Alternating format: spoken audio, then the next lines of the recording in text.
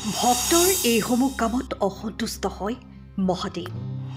এইকেইটা কাম কৰিলে মহাদেৱৰ ক্ৰোধৰ সন্মুখীন হ'ব পাৰে ভক্ত।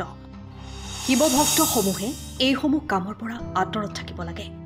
ভক্তসকলৰ পূজা আৰাধনাত অতি সহজেই সন্তুষ্ট হোৱা এজন দেৱতা, তেওঁক আশুতোষ বুলিও অভিহিত কৰা হয়, অৰ্থাৎ খুব সোনকালেই সন্তুষ্ট হোৱা। তথাপি মহাদেৱে কিছুমান বিশেষ কাৰ্য বা আচৰণক বেয়া পায় আৰু তেনে আচৰণত অসন্তুষ্ট হয়। মহাদেৱৰ অসন্তুষ্টি হোৱা কিছু বিশেষ কাৰ্যৰ বিষয়ে জানো আহক।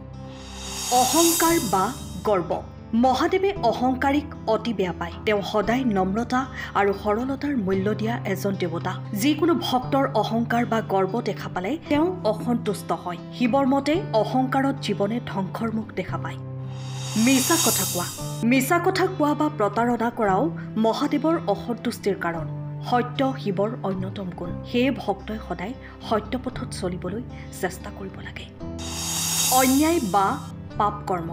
অন্যায় কৰা, নিৰুপায়ক দুখ দিয়া অথবা যিকোনো পাপ কৰ্ম মহাদেৱে সহ্য নকৰে। তেওঁ ধৰ্মৰ পথত চলা আৰু আনক সহায় কৰা ভক্তৰ প্ৰতি সদায় আশীৰ্বাদ প্ৰদান কৰে। মন্দিৰ বা পবিত্ৰ স্থানত অপবিত্ৰতা। মন্দিৰ বা পূজাস্থানত অশুদ্ধতাৰ সৃষ্টি কৰা অথবা পবিত্ৰ স্থান অপমান কৰা মহাদেৱে একেবাৰেই পচন্দ নকৰে। এইবিধ আচৰণ মহাদেৱৰ ক্ৰোধৰ কাৰণ হয়। প্ৰকৃতি ধ্বংস কৰা। মহাদেৱ প্ৰকৃতিৰ সংৰক্ষক। গছ, পাহাৰ, নদী বা প্ৰাকৃতিক সম্পদৰ বিনাশ মহাদেৱে বেয়া পায়। ভক্তই প্ৰকৃতিৰ প্ৰতি সদায় সজাগ হ'ব লাগে। ভক্তিহীনতা। মহাদেৱৰ পূজাত হৃদয়ৰ ভক্তি অতি গুৰুত্বপূৰ্ণ। কেৱল বাহ্যিক আচৰণেৰে মহাদেৱ সন্তুষ্ট নহয়। মনত ভক্তি আৰু শুদ্ধতা নাথাকিলে তেওঁ অসন্তুষ্ট হয়। পৰৰ সম্পত্তিলৈ লোভ কৰা।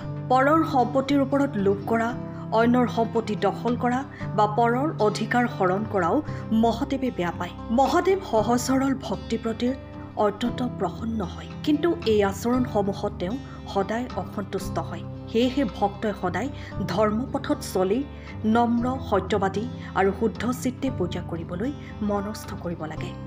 মহাদেৱৰ আশীৰ্বাদ লাভৰ বাবে সৎকাৰ্যৰ পথত থাকি প্ৰকৃতি আৰু পবিত্ৰতাৰ সন্মান কৰিব লাগিব। যদি আপোনাৰ বাবে এই তথ্য উপযোগী হৈছে তেন্তে ভিডিঅ'টো লাইক কৰক আৰু কমেণ্টত হৰ হৰ মহাদেৱ লিখি চেনেলটো ছাবস্ক্ৰাইব কৰিবলৈ নাপাহৰিব। ধন্যবাদ। আপুনি এটি আধুনিক, মজবুত আৰু সুন্দৰ ঘৰ নিৰ্মাণৰ পৰিকল্পনা কৰিছে নেকি? আপুনি মিস্ত্ৰীৰ কামত অসন্তুষ্ট নেকি? কাম নিৰীক্ষণ কৰি থাকিবলৈ আপোনাৰ সময়ৰ অভাৱ নেকি? কোনো চিন্তা নোহোৱাকৈ নিৰাপদ আৰু উন্নত মানদণ্ডৰ ঘৰ এটি সাজি দিয়া বিশ্বাসযোগ্য কোম্পানী বিচাৰিছে নেকি?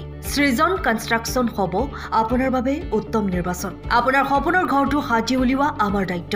আপোনাৰ সপোনৰ আধুনিক, মজবুত, সৌন্দৰ্যপূৰ্ণ আৰু সকলো সা সুবিধাৰে পূৰ্ণ ঘৰ এটি সাজি উলিয়াবলৈ আমাৰ অভিজ্ঞ দল সাজু। আপোনাৰ সপোন বাস্তৱত পৰিণত কৰাই আপোনাৰ মনলৈ সন্তুষ্টি আনিবলৈ আমি দৃঢ় প্ৰতিজ্ঞ।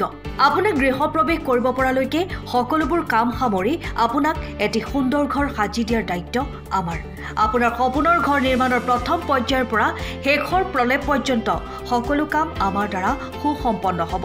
বৈজ্ঞানিক ভিত্তিত অত্যাধুনিক ডিজাইন আৰু বাস্তু অনুসৰি পৰিকল্পনাৰ পৰা মজবুত নিৰ্মাণ সামগ্ৰী আৰু নিৰ্মাণ কৌশললৈকে ইণ্টেৰিয়ৰ ডিজাইনৰ পৰা প্লাম্বিং আৰু বৈদ্যুতিক সা সুবিধালৈকে লাগিব মাথো আপোনাৰ বিশ্বাস আৰু সঁহাৰি। আজিয়ে আমাৰ সৈতে যোগাযোগ কৰক আৰু সপোনৰ ঘৰখন নিৰ্মাণৰ দায়িত্ব আমাক দি আপুনি নিশ্চিন্ত হওক।